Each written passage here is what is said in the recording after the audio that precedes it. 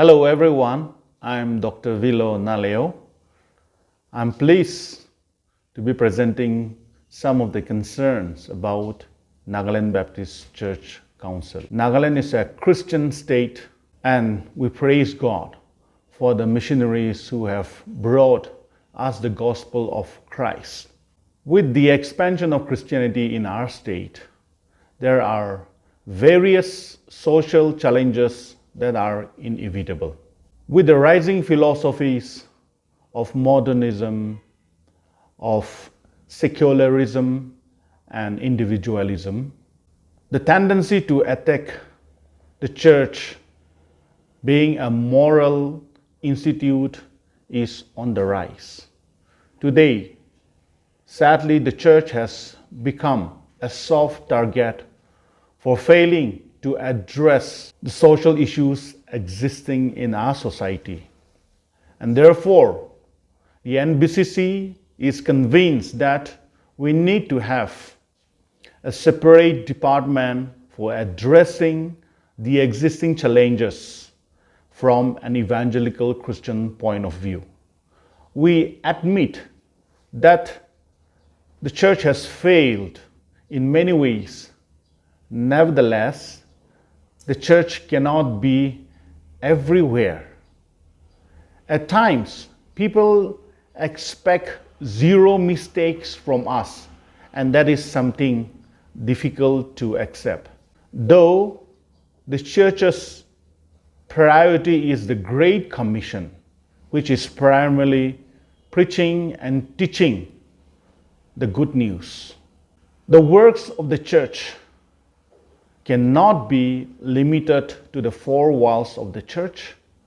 The church is to be engaged in a critical and constructive collaboration with the powers of the state. Also by evaluating political decisions and proposals, programs being run by the government.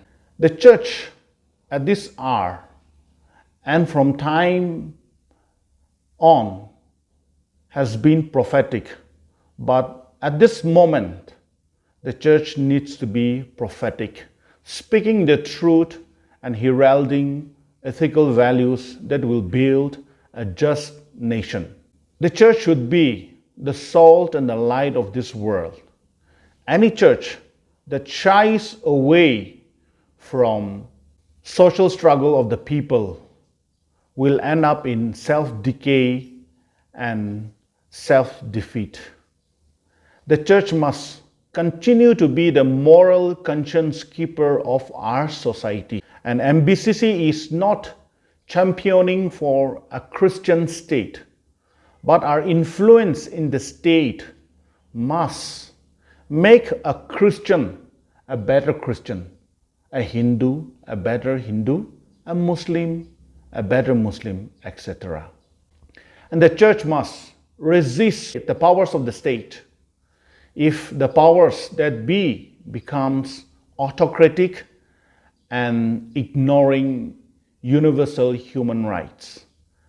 And at this time, the church also must do all her best to strive for equality, for justice, and for acceptance in any kind of situation or struggles that the people go through. The church must be aware of the policy makers, take a stand and perpetuate her political assignment to guard and guide the council, which is the government, with true love. And at this juncture, that is why the church needs to take a stand in several social issues and challenges that our people are facing. For example, if we talk about the issue on homosexuality, there are people who have gone to the other side of victimizing people. There are people who are on the other extreme of attacking the different people groups, those who are identified or those who are in this orientation.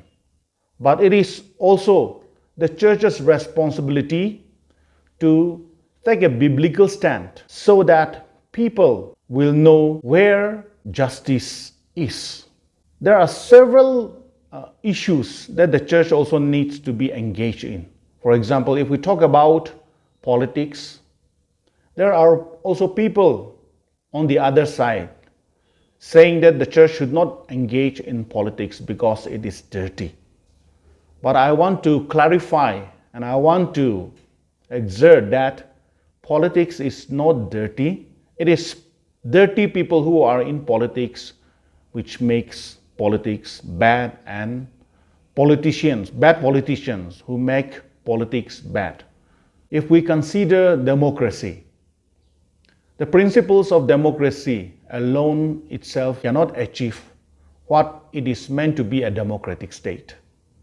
It is upright, righteous people who are in the system, in the democratic system, who makes democracy work. The same thing can also be applied to politics. When we elect politicians who can represent us holistically, they will also bring justice. They will also make the system clean. Doesn't mean that everyone is corrupted in the state government. There are many righteous people who want to uphold the values of equality, who wants a free, corrupt Nagaland. But it is many times the system that itself becomes the defeating purpose. And that is why we also want to champion for a righteous bureaucrat, a politician who can exercise his political assignment in a way Christians are meant to be, as the light and the salt of this world. If we talk about various issues, again, we also have issues challenging like drug abuses, illicit drug trafficking, alcoholism, and various other social concerns. And with this department, we want to clarify that we are with the people of Nagaland. We want to bring transformation in a way that will address justice, in a form of justice, in a way that will bring transformation through the participation of the people, in collaboration with the powers of the state, in collaboration with the civil societies and the people of Nagaland. Thank you.